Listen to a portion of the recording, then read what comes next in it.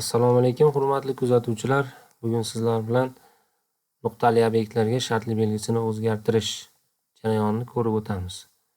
Buning uchun bizga nuqtali qatlam kerak bo'ladi.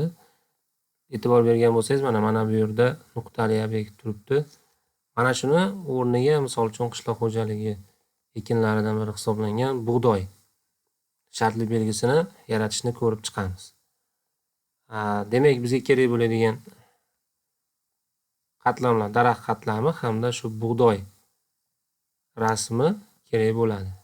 E'tibor beramiz, bunda bug'doyni mana orqa foni bo'lmaydigan, ya'ni orqa foni yo'q holatdagi rasmi bo'lishi kerak.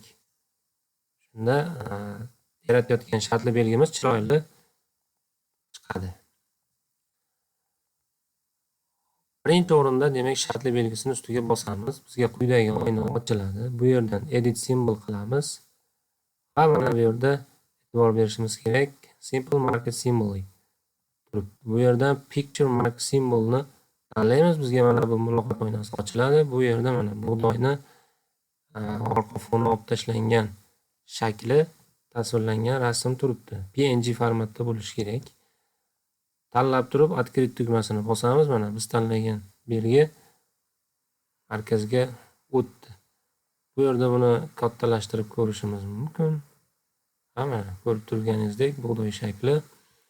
Agar buni biror bir gradusda o'zgartirmoqchi bo'lsangiz, mana bu joydan angel, ya'ni burchak belgisi ostida o'zgartirishingiz mumkin.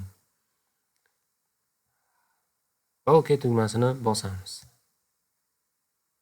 Mana bu yerda endi bu simvolning razmeri kattaroq kerak bo'ladigan bo'lsa, o'zgartirib qilishingiz mumkin. Mana ko'rganimizdek bug'doy shakli mana bu yerda hosil bo'ldi. E'tiboringiz uchun rahmat.